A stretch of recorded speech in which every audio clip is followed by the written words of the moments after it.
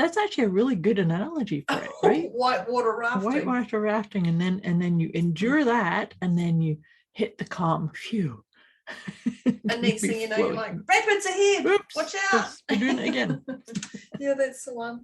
Well, when we started in this here, enduring relationships around me, and Moira's told me the title, I went, what does enduring mean?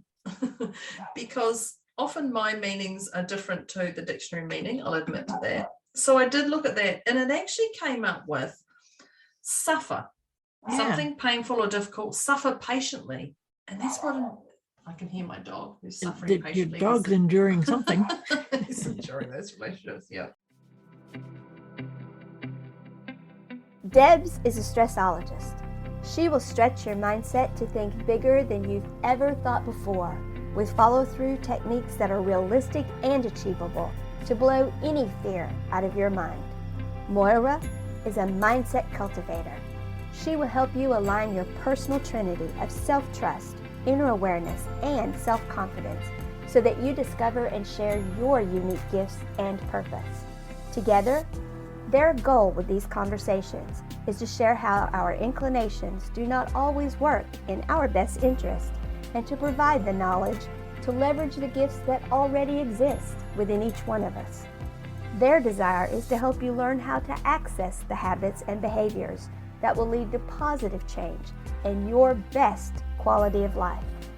Welcome to your deliciously motivated mindset.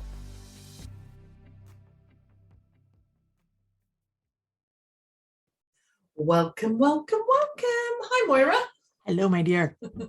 Welcome to our lovely listeners for our deliciously motivated mindset with Debz and Moira. I'm Debz, the one with the no accent, and this is Moira who has the accent. Who has the hard to understand accent, because Deb has no accent. Well, that's her story. That's her story. I don't have an accent. Absolutely not. Welcome, welcome, welcome. Wow, today is a great one that we've even pulled out the dictionary for to start with. So if you've listened to us before, fabulous. If you haven't listened to us before, fabulous. You're in for a treat. Yeah, you're in for a right treat. We go for around 35-40 minutes. Our purpose is to give you some insight into unpacking ideas and thoughts. It's wise to have some pen and paper around for you so that you can make sure that you have lots of notes you can go back on. Yes. That would be the simplest. Yes. And before we start, one of the things we do is we rate ourselves, and we rate ourselves on a scale of 0 to 10, 10 being chaotic, frazzled, just stuck, overwhelmed, discombobulated. That's it. Those ones. Those ones. And 0 being beautifully centered and poised and present. Zen out at 0. Yeah, and it's a really great little thing to check in with yourself throughout the day. But we start the podcast off with our rating. At halftime, give yourself another rating. And then at the end, give yourself a rating. And it just helps you check in with where you are emotionally, spiritually, mentally, where you are, basically. Yeah. That's it. Where you are. It's not a test, it's an assessment tool, right? Yeah, and there's no comparison, apart from Moira and I compare all the time, not really. So just jot your number down where you are sitting now emotionally, and our intention is to bring you closer to that 0, if not 0, throughout this call. But know that you may take a phone call during our podcast, and that may take you from a 3 right down to a 10. Yep. So it's just a great litmus test to check in where you are. Check in where you are and use it as a self-management tool, self-soothing tool to actually see where are you and what do you need, right? Yeah. Mm-hmm. Perfect. So in saying that, Moira. Oh, yeah. Now she's going to ask me my number. What number are you? I don't even know what number I am. What number are you? I'm going to put myself at 3. We're all prepared for this. I know. I'm going to put myself at a 3. I would have put myself higher, but we've been talking for over an hour already. So, Deb, my conversation with Deb's, help me mellow out a bit. But no, I'm going to put myself at 3. I'm looking forward to this conversation. It'd be interesting to see which rabbit holes we go down and which ones we don't. Yeah. How about you? So where are you? Well, I would have said a 3 and then I would have said a 2. So I'm really just going to say a 2.5 because I'm like, initially I'm like, where am I at? Physically, I feel okay, tired, you know, And then I went, oh, is that a 3? Is that a 2? So I'm just going to do a 2.5. Sounds perfect. So that's where we are. And our intention is to take us to a 0. Yeah. And being truthful to ourselves. There's no point lying to yourself over this. I'm not going to, if you say you're an 8 to the listener, then that's okay. And That's you right. stay at an 8, that's okay. But our intention is to clearly get you close to the 0. So you can't, no point lying. Well, no. No, there's not. I mean, No. it is. This is about telling the truth and self-management. Yeah. Know thyself. That is actually Know the thyself. to know thyself. Know thyself. So now that we've got our numbers, jot those down for yourself and grab that pen and paper, biro and paper, and let's crack on. So today's topic, as you know, because it's already started, is enduring. Even that word enduring sounds heavy. Enduring relationships around me. Mhm. Enduring, even saying it, enduring is a real heavy, it's like a stream. Oh, it's not like a stream, it's like a waterfall that you kayak in, isn't it? Whitewater rafting. Yeah. You're enjoying it. Hold on, here we go down, and then we're back to a smooth part. Oh my God, that's so late. It actually is, isn't it? That's actually a really good analogy for it, right? Whitewater rafting. And then you endure that, and then you hit the calm. Phew. And next thing you know, you're like, rapids ahead. Oops, Watch out. we're doing it again. Yeah, that's the one. Well, when we started in this here, enduring relationships around me, and Moira's told me the title, I went, what does enduring mean? Because often my meanings are different to the dictionary meaning, I'll admit to that. So I did look at that, and it actually came up with suffer, something painful or difficult, suffer patiently. And that's what I can hear my dog who's suffering patiently. Your dog's enduring something. He's enduring those relationships, yeah. And that was interesting, even the word suffer patiently. So enduring to me wouldn't mean suffer. Yeah. So it's really interesting because, and I love the fact that you looked it up, because for me, when I looked at this, to me, it's about long lasting. I actually didn't ever. So it's like the turtle and the what is it? Turtle and the hare.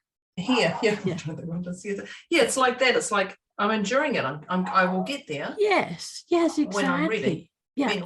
So to me, it speaks about resilience and dedication.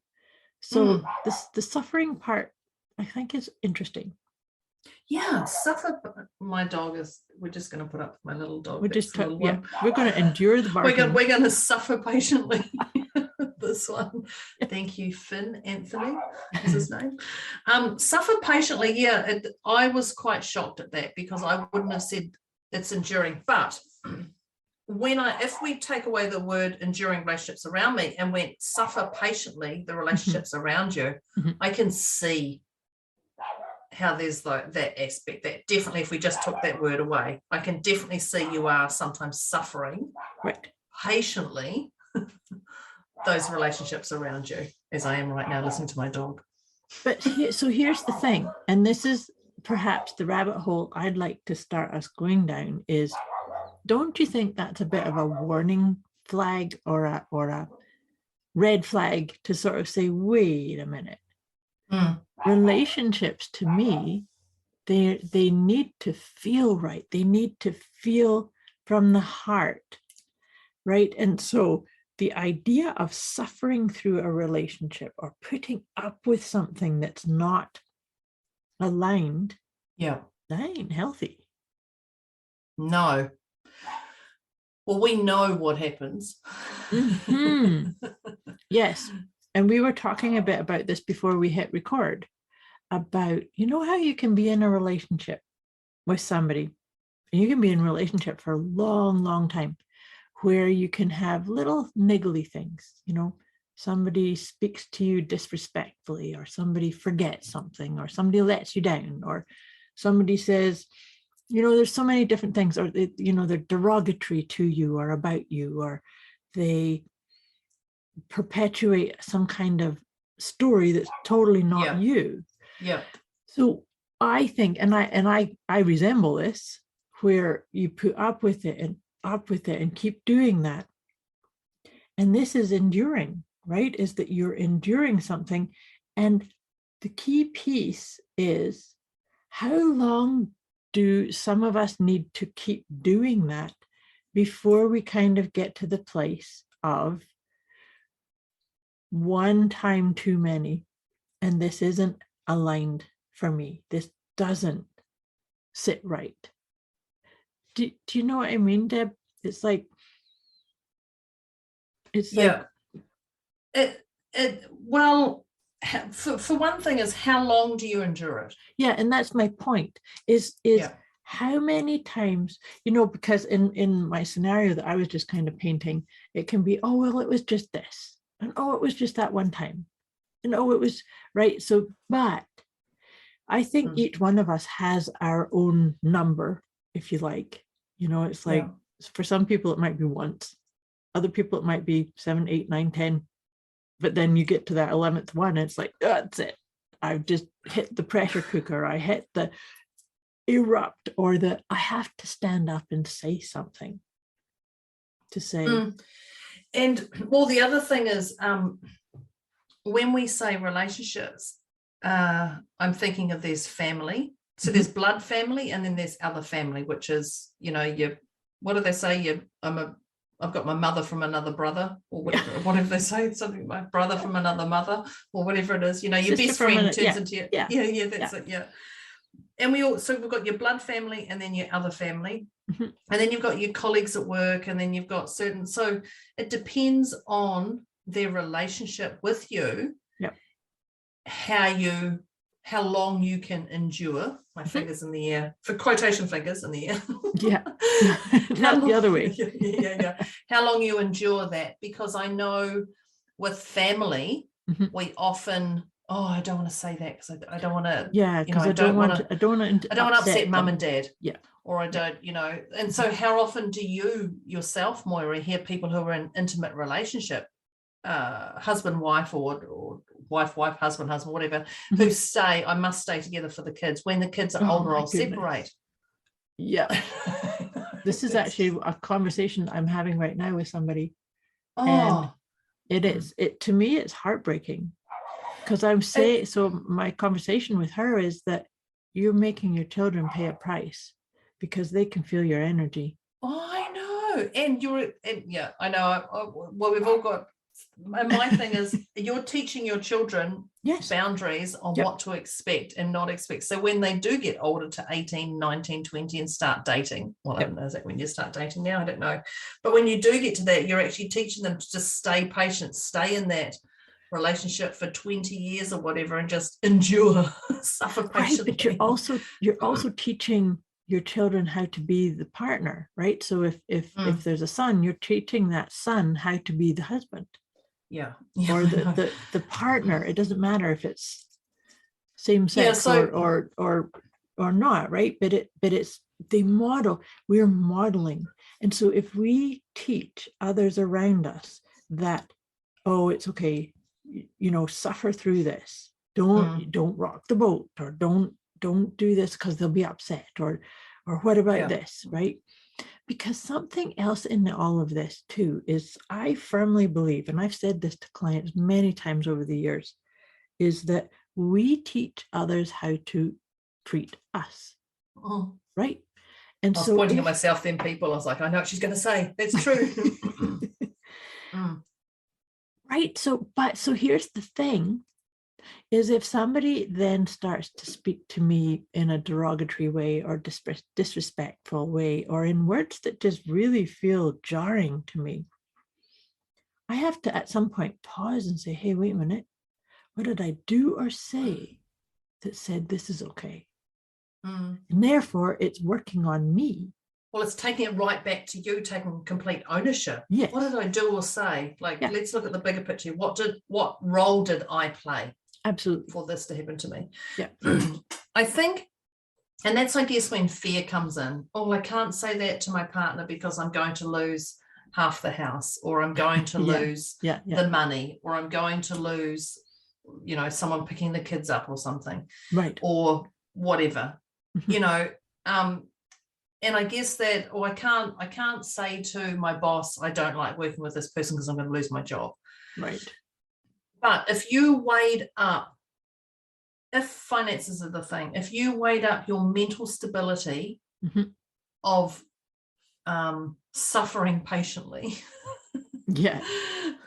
if you weighed up your mental stability of that and put that into a dollar figure, is that worth it? Is that worth it? Is Absolutely. it worth staying with that person in that relationship, or at work? Is it worth staying there for that? Yeah. Because we know that when one door closes, one opens, and as much as I want to see a glass door that I can see what's through that next stage, it'll be very helpful. Yeah. But that's about trust, right? Trusting you. Trusting you. Absolutely. Yeah. And well, right now, what's happening with the world's challenges, because there's quite a few challenges. There's a lot of them right now. There's not just one big one. There's another one. It's a real great time to weigh that up. Is this serving me? Well, what do you say? You say, I've just got a block here. Is this good for me? Yeah. Is this good for others? They're just little great check-ins. If you're enduring thank you for that reminder. That's those three questions. Is this good for me? Is this good for the other? And do I want to? Yeah, I've got that in front of me. My little love heart. You have to say yes to all three of them, right? Because if it's not good for me, then I shouldn't be doing it. If it's not good for the others, I shouldn't be doing it. And if I don't want to do it, I shouldn't be doing it. Yeah. But even if it is good for me and it's not good for others, then I still want to do it. It's still not okay for me to do it. Yeah. Because the bigger picture. But you definitely don't want to put your life on hold for others. You definitely don't want to put your life on hold for others. So when she says that, is it good for others? Also timing. So it may not be good today, right, to deal with something, but maybe once everyone's had a good sleep and they've had something to eat and they've done some exercise and they're feeling better, then the time's to bring it up. But the other part too is that this one is a wee bit of a slippery slope, right? Is that if it's good for the others, if it's good for the other, it has to be good for you too. Because otherwise we're getting into people pleasing and we're breaking our own soul. Yeah, breaking our own soul. And we're actually telling ourselves we're not worthy. Yeah, I think that's a great one. I know one of the people I mentor. So I can hear my dog's having a great old time through the house. Yep. One of the people, and he says to me when people turn him down for his price, he says, "Are you not worth this? Right. $100 to work on yourself? Are you not worth this $1,000 or whatever? Do you truly believe you're not worth $100 a month?" Or whatever, or $1,000 a month. Whatever, and it's quite an interesting one, because it makes you go, oh, am I actually worth investing in myself? Yeah. Oh, I couldn't buy that. That's $100. Or I couldn't buy that. Right. But my gosh, if you bought that and that made you feel amazing, and the vibration you put out there and all the rest and all the rest of it, we're enduring a lovely relationship around us right now. Yes, it's actually very funny timed. I'm sure Finn, your puppy, knew we were talking about enduring relationships, and he's saying, "Have some of this." He doesn't. You know what? Like we talk weekly. We don't have this. This is the worst it's ever. Yeah. So he's just wanting to pass on this long-lasting vibe. Yeah, he totally is. But even just knowing that, investing in $100 in yourself a month to change that vibration, because I mean, for me, I go to a hairdresser, and I know when I come out of the hairdresser, I have a great hairdresser, but coming out of the hairdresser, I feel $1 million. Yeah. I feel so different. And I will go on camera and all those things. I definitely go on camera without going to the hairdresser. But I mean, you just have a different vibe. You give out a different aura, your energy, everything's different. And so you're telling yourself that you matter. Yeah. Yeah. And if you're not happy with a hairdresser, go to another one. Yeah. Like this is part of this enduring relationships around you. It's, one door shuts, another one opens. But it's having that loving, unconditionally loving best friend relationship with you first. Yes. Like you and I both do our nails. This is part of it. Yeah, I love Moira's nails today. Yeah, I have really awesome nails today. They're super cute. And so do you. Yeah. We always do that. Compare what nails do we have this week? Yeah, we do. But to me, that's part of this. It's part of my relationship with me. And it's so fun doing this kind of thing because, like you say, then I come on camera or I go out in public, and so many people get off on it too. Like, oh my God, I love your glasses, or I love you. What's that? Don't know if you can say it that way. But yes, so many people get off on it, Moira. That's what I see. Did you not get that one? No, I didn't. Anyway, enduring the relationship. Yeah, it's Moira just endured Deborah's relationship. But that's exactly it, because I know when I have my nails done, I probably get, like, every time I go out, but people comment on it, or it lights them up. Yeah, right? They go, wow, look at your nails. I went to the dump 2 weeks ago and the lady goes, oh, I love your nails. I wish I could get mine done. I said, you can. She says, I'm in the dump all the time. I said, well, I'd still get them done. I said, I would too. I would still get them done. And she said, and so we had a good convo about it. She said, I might go do that. She said, I can afford that. Instantly, she said, I can afford that. And you just saw her whole face light up. I said, you can get them done because you work at the dump. She works in the office in the dump. That's really beautiful to feed on to what you were saying about that guy saying, are you worth paying this amount of money? Because then for her, it's like, well, yeah, hey, I am. Well, she actually instantly said, I can afford that. Like, I never told her how much I paid or anything, but she just went, I can afford that. A quick wee message before we get back to this episode. You can get access to a special gift Moira and Debz have put together for you. Go to deliciouslymotivatedmindset.com/gift. When you sign up, you'll receive instant access to an inner peace kit and the 30 Days of Wisdom program, both of which is intended to help you feel deliciously motivated right away. Go to deliciouslymotivatedmindset.com/gift. But her mind said, I work in a dump. Right. What do you call it, a dump over there? Yeah. Like yeah. What? Yeah. She works in the office in the dump. But even if she worked on the outside, you can still get them done. But yeah, she was just like, oh, and her whole face just changed, and it changed energy. In fact, I won't tell you, but she did give me a discount. I had an SUV and she gave me a car price, not an SUV price. Oh, how wonderful. All because of my painted nails. Isn't that awesome though? Because for her, this is kind of that enduring relationship.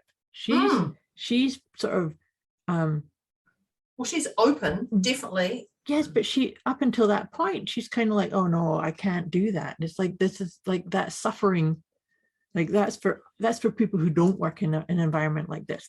That's for them and not for me. Yeah, but it's like she needed permission from a complete stranger to say, you can do them. Yeah. Yeah.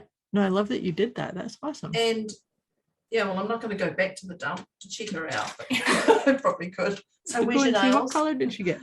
Yeah.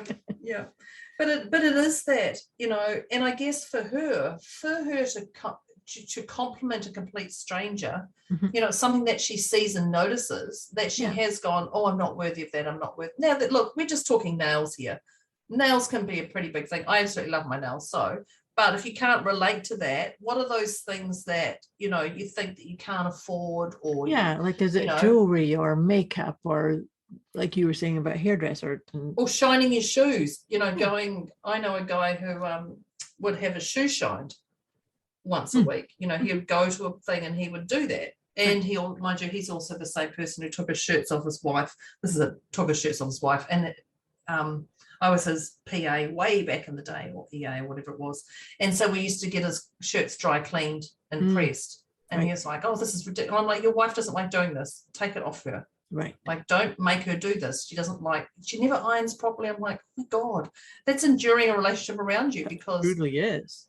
he's suffering, she's suffering. Like, just delegate it to a dry cleaner. Easy who can fix pick here. up and drop off. Yeah. It's like, it Easy can't be that solution. easy. It's like, delegating is a beautiful thing. But enduring, I get the suffer patiently, because you can be enduring, and it can be taxing, and it can be heavy, and it can be like pulling something really slowly out. But you don't have to do it, and you don't need a complete stranger to tell you. You can cut the tie at any time, and you can cut the tie gently. You can cut the tie harshly. You can do whatever, because it's your soul that must be replenished. Exactly. But the other part of this too is that I really do encourage our listeners to really look at, if you are in a situation where you are enduring something and you've got a thing in your head saying, oh, well, I have to do this, or I need to do this, or be this way, or put up with being talked to in this manner, or being regarded by in this way, that it's time to tell the truth. A wee bit like what we were talking about when we were doing the assessment on a scale of 0 to 10. It's about telling yourself the truth, right? Because only by telling yourself the truth can you then say, what am I willing to choose now? Because let's face it, relationships aren't supposed to be pain and suffering and putting up with stuff that doesn't light us up, that doesn't feel good and enlightening, right? You definitely don't. I mean, for me in a relationship, I don't want roses all the time. No. I definitely would love roses, but I also know that I'm going to get the prick of the rose. You're going to get some bumps in the road. I absolutely get that.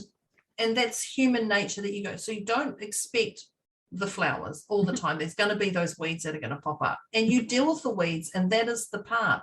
But if you're dealing with the weeds for a year and it's affecting your sleep, and it's affecting your, if it's affecting your well-being, if your soul, if you can't sleep, if you're not eating, if you any of that, there's people, please just look at it. Just look at it. Even if you just listen to a podcast, reach out to us, any of that, but please don't get yourself to that point of, I can't function anymore. Right. I mean, you can definitely get yourself out of that. If you're a 10, we did the scale. If you're a 10, we can definitely get you out of that. But try not to get yourself to that 10 point. Yes. Yeah. And if and there's a time frame, don't put a time frame on, in a year I'm going to do this. Don't look at that, because you don't know what's around the corner. And definitely the pandemic that hit a couple of years ago taught us a lot. Yeah, absolutely. All of a sudden, world changed. Bang. Just like that. I always said there was one job you'd never get rid of, and that was taxi drivers, but then all of a sudden the taxi drivers weren't even working. That's not one you're going to be made redundant on. But life changed, and it happens so quickly. So don't wait a year.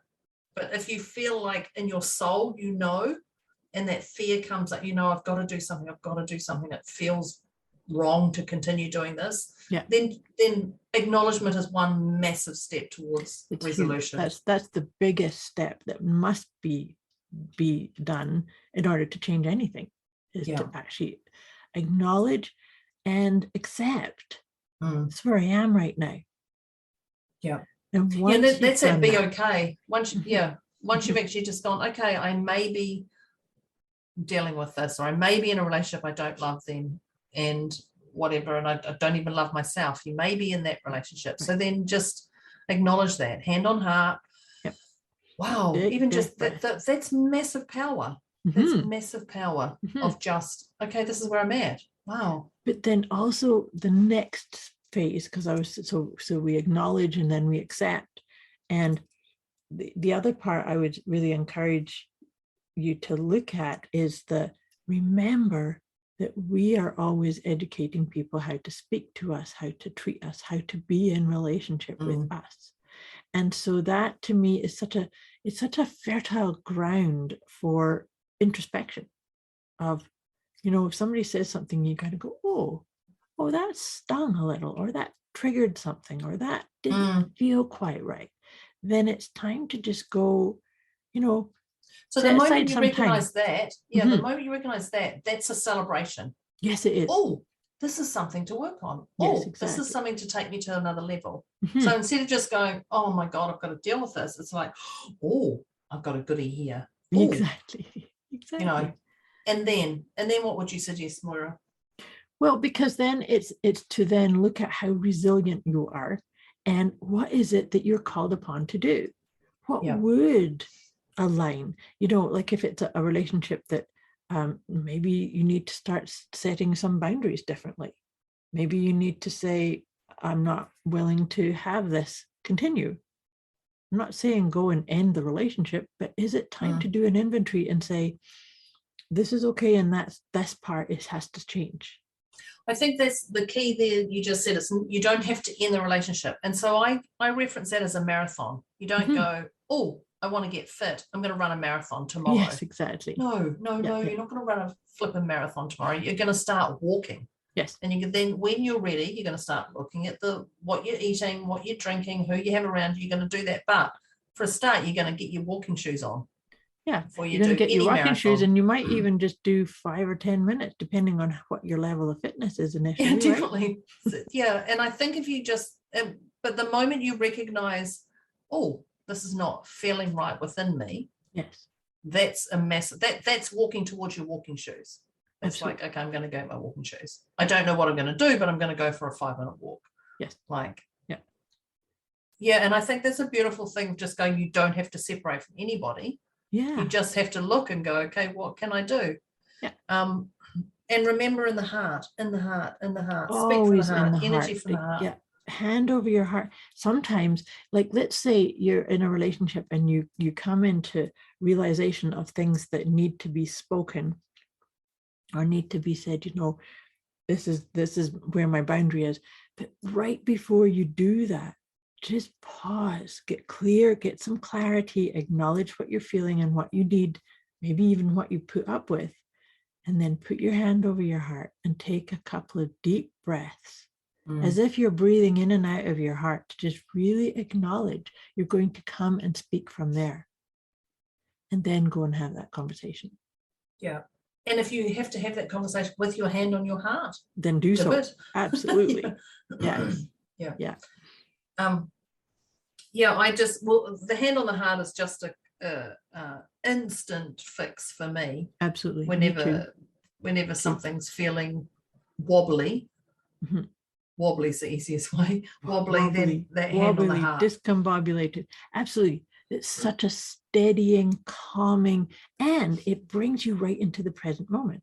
Because if you're caught up in story, you are not present. If you're caught up in the story, you're going to go on that hamster wheel, and that story is just going to keep going round and round. Yeah. And all you're going to see is the weeds every time you go round. Precisely. You're going to see no Precisely. flowers. Yeah. And then it is going to feel like that suffering part that, like I said to you, enduring, I had no idea that it was going to be pain, that kind of enduring so what does enduring mean to you? Long lasting. Yeah. Oh, that's what we said that. Yeah. I said that. Like that. But I do get that. I get the suffer patiently. Dialogue this. It's more like putting up with. Yeah. As well. So it's long lasting, but it's putting up with. And so to me, this is if it's comfortable and there is respect, then that's great. But if you're putting up with things that are lowering your own sense of peace and harmony, calmness, love within you, then it's time to look at the relationships around you and say, is this time to put some boundaries in place, and to also acknowledge, we're all doing our own work. We're all up leveling, and sometimes we're doing it at different pace. Yeah, that's a great one. So don't be jealous that someone's up leveled faster than you, or Exactly. you've Or evolved vice versa. faster than Yeah, or someone vice else. versa. Yeah. Mhm. Yeah. I think that's the thing, because that can come into play. But be aware that life itself has its challenges. We talked about the pandemic. Mhm. There, that life, there's other things out of your control. That's right. There's certain things you can control or manage or whatever, Mhm. but know that sometimes dynamics can change at a fast pace. In an instant, absolutely. And like the roller coaster, you're holding on and you're Mhm. just riding out what is. But I think that's the other thing, is you don't have to suffer patiently. Right. But the moment you know your soul is not being fed, It's time for is this good for me? Is this good for others? Do I want it? All Yep. three must be a yes. Yeah. Yeah. But the other thing is that whole part about coming home to the truth of you and understanding. Like, I love that you just brought that into this conversation about the things happening outside of our control. So don't know about you, but I am not going to sit in a huge big dialogue or conversation about the things I can't control, because I can't control them. Oh no. So it's like there's Better things to do. And so a lot of these things that I'm thinking of can be negative, on the negative end of the spectrum. But something that I've said, and I've probably said that on episodes And also here, people. and people, yes. Yeah. I've probably said this before on our previous episode, that I believe negativity has too much Velcro. So for a lot of people, they get really stuck on that spectrum and they want to talk about it. But to me, it's like, it's not in my control. So I'm going to reset my own focus on what can I do. I can put my hand over my heart and take some deep breaths. I can go for a walk. I can go cuddle my cat. I can write in my journal. I can do affirmations. I can do energy work. I can do a card reading. Yeah, and I think the thing is, there's always something you can do, and if it is literally just hand on heart, that's it. Moira and I are incredibly skilled at. We've got a massive toolbox. Yes, we do. Yes, we do. And we pull out whatever's needed for that person at that time, and we will never run out of resources. Nope. No, we won't. We No. won't. And there's always different ways. And that's what I've said so many times. That's why I'm always reading and researching and learning and getting certified. And because I love learning. It's this is my life's work. But I also believe that the more tools a person has, then the more capable they are of pulling out something that suits diversity. Yeah. Diversity is key. Yeah. Right. Is to always know, hand over your heart. That is a real great go-to. But maybe you need to just get into the breathing part first. Right. Well, you have to do but also hand on heart today will work, but tomorrow you may not want to put hand on heart. Yeah, you might need to do a grounding exercise of some sort. Yeah. Which actually I forwarded to someone the other day. I must follow her up to see how she got, because she said she was a little bit frazzled, and I went, oh, I've got this little thing. It's 4 minutes that Moira gave me. Can I flick it to you? If you'd like that little grounding exercise, please let us know, because Moira has this great little one. And I've used it a couple of times in the last month. Just, and I have my own tools, but why would I not want to take one that my mentor, my associate, my colleague, my buddy has, that can take that frazzle away? But hand on the heart is, to me, the quickest breathing. Coming back to closer to zero, perhaps, potentially. That's the whole thing. This has been a very interesting conversation. I really like the different pieces that we went into. And I think that it's also very well timed for what's going on in the global arena at the moment. Yeah. So any last minute? You are your own person. Yeah, you are your own person. You make your own choices. There's going to be positives and negatives to any choice you make. Yep. Just be okay with your choice and make it. And then tomorrow you may not be okay, then deal with it. But absolutely. Moira and I are here. Look, just know your soul constantly wants to up level. wants to up level and remind you that you've got this, you're resilient, you're in the right place at the right time, and flow with it. And if it feels sticky or stuck, or you're enduring something that doesn't resonate anymore, then maybe it's time to do something in a different way. So all that being said, I mentioned I know what she's going to mention now. She's going to do this again. So on our scale of 0 to 10, I was a 3 and you were a 2.5. Where would you put yourself now, Deb? Probably a 1. Okay. I wouldn't say it, because what's happened now is I now am going to look at those relationships around me, what's feeding my soul, what's not. So I'm going to say a 1 because I've now created more homework for me. What about you? To be honest, I'm going to put myself at 1 also. I am still working through some pieces, just different pieces, and even just getting clear on things within myself. I often say that we teach others how to treat us, and so if something's a little bit off, then it's time for me to do a wee bit of work. So I've given myself some checking in stuff here too. Awesome conversation.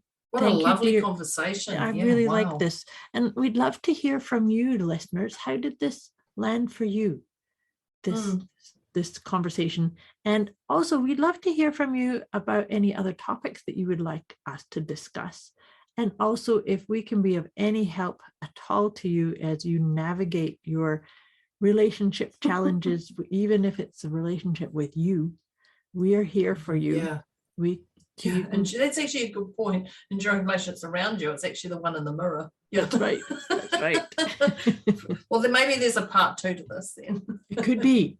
Enduring your own stay relationship. Tuned. Yeah. And we do hope that your number on that scale of 0 to 10 came down a wee bit closer to that 0. Has moved. Yeah. Thank you for being here. Thank you for listening. Thank you, dear Deb. Thank you, everybody. Thanks, Moira. Thanks. Catch you next time. Bye. Bye.